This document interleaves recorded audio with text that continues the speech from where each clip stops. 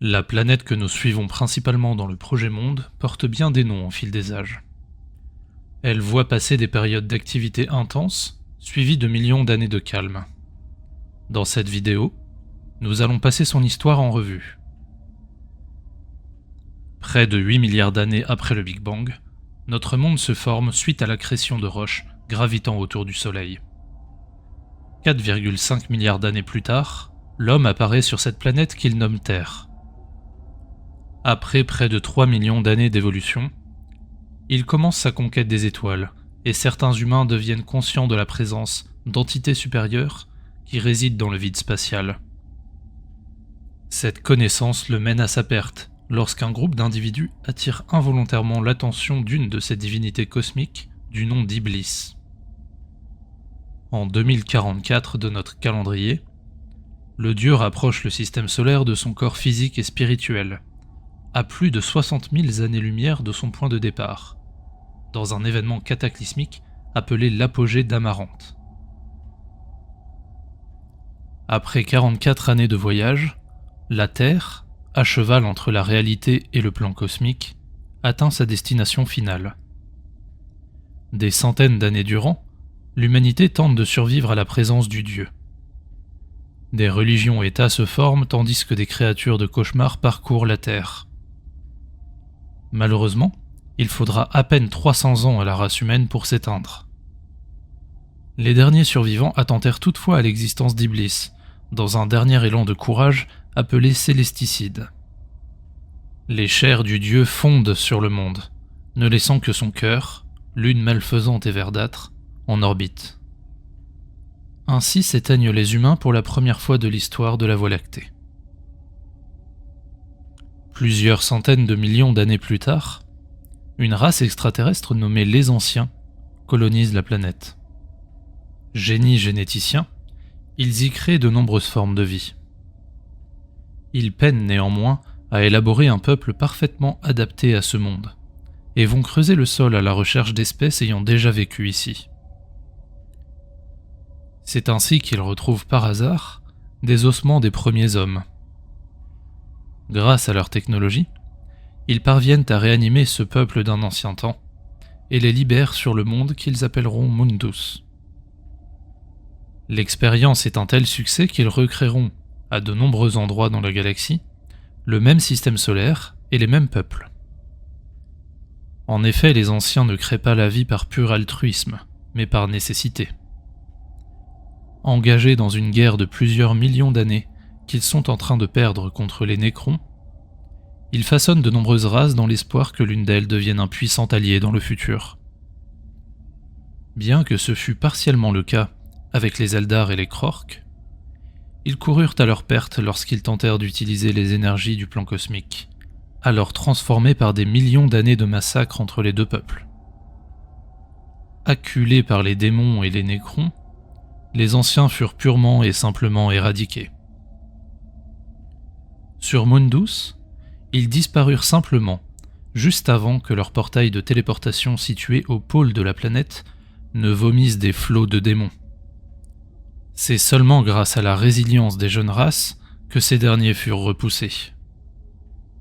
S'ensuivit 8200 ans de lutte pour le contrôle de Mundus, chaque espèce ayant des revendications différentes.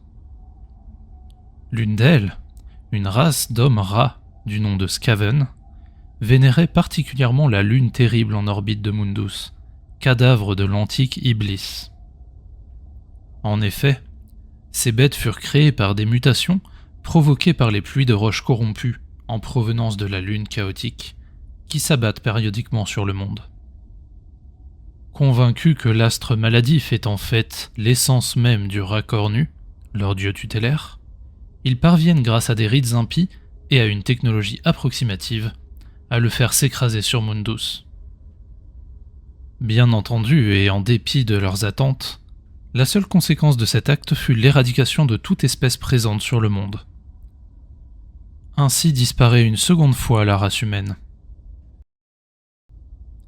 Plusieurs centaines d'années après, les Nécrons, toujours en guerre avec les rejetons des anciens appelés Eldar, sont attirés par la planète.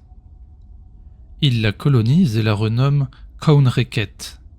Désireux de séparer le plan matériel du plan cosmique afin de se prévenir des pouvoirs psychiques des Eldar, ils ont détecté sur ce monde de nombreuses anomalies dimensionnelles qui mettent à mal leur plan.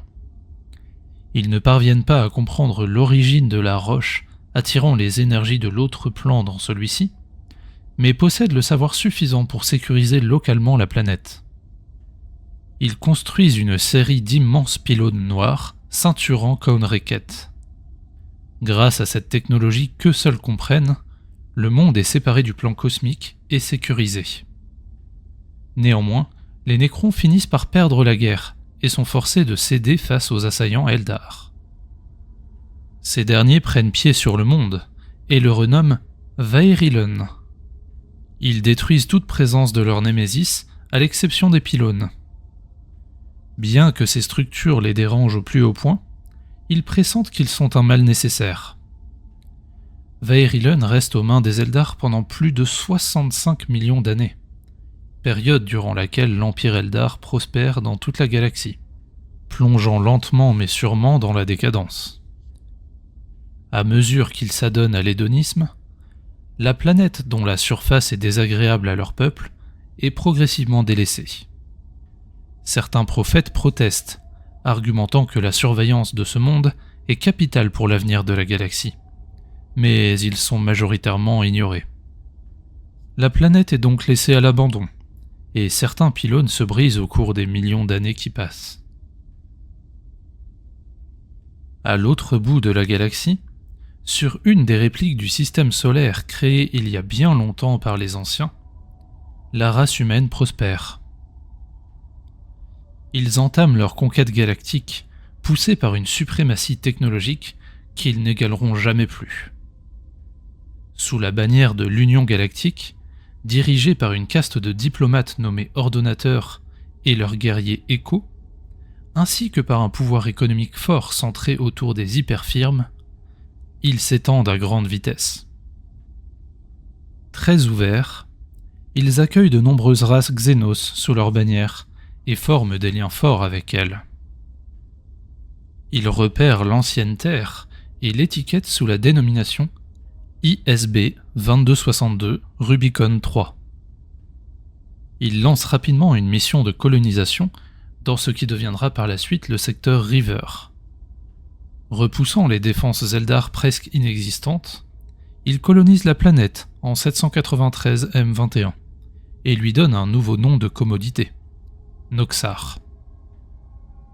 Ils colonisent également sa lune nommée Lunel, dont ils changent l'orbite afin de la placer en verrou géostationnaire au-dessus du plus grand spatioport de la planète pour que les échanges en soient facilités.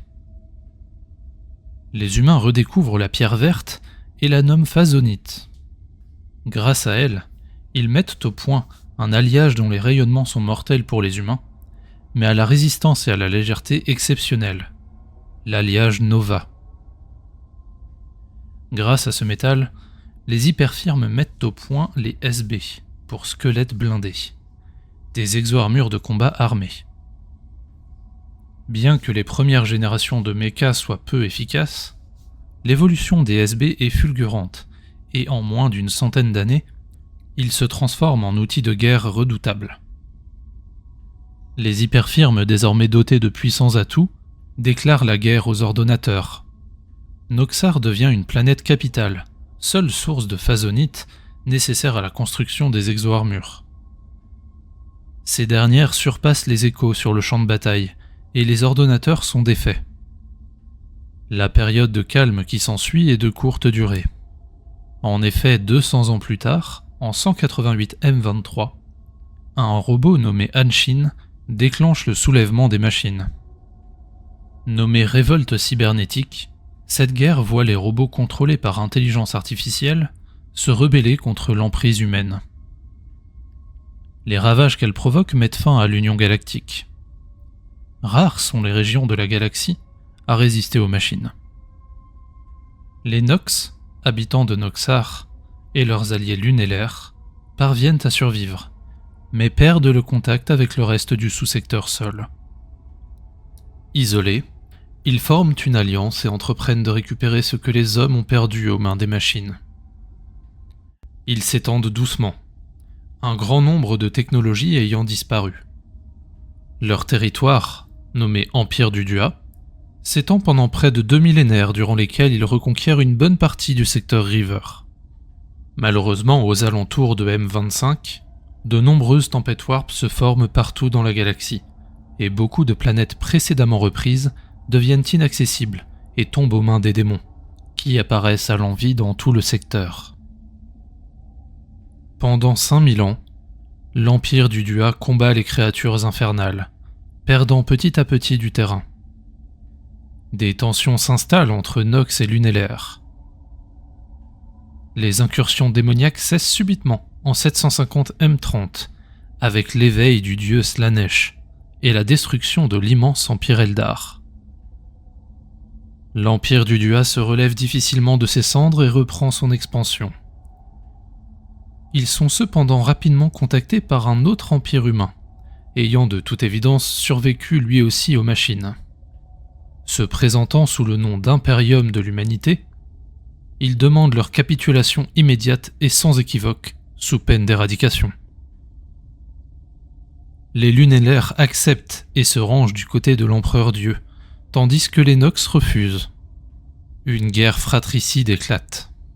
Nommée guerre solaire par les Lunellaires et guerre de la libération par les Nox, elle fut en réalité expéditive, l'Empire du Dua ayant été affaibli au cours des derniers siècles.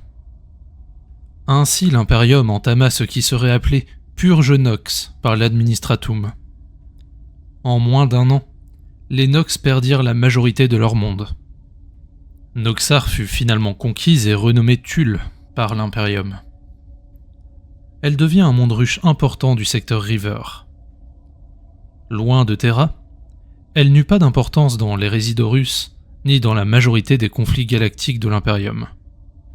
Le chapitre Space Marine Void Reapers se vit assigner la planète en tant que monde chapitral.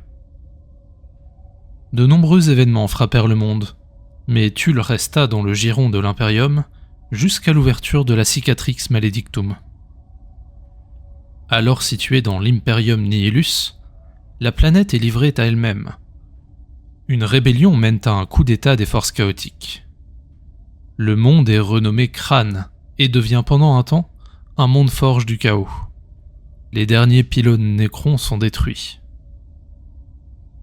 Après s'être réveillés de leur long sommeil, les Nécrons tournent leur attention vers cette planète qui leur a anciennement appartenu. Ils l'envahissent et la reconquièrent. Malheureusement, avant d'avoir pu reconstruire les pylônes, ils sont attaqués par des hordes d'orques. Pendant ce temps-là, des survivants humains menés par Karl O'Brien creusent un complexe au niveau du pôle sud. Ils approchent le cœur du dieu très ancien, enfermé depuis des millions d'années à l'intérieur de la planète. Après des rituels innommables, ils ressuscitent Iblis, le dieu cosmique, qui fracture le monde à sa naissance, mettant fin à l'histoire de la planète. L'entièreté de la création ressent son éveil.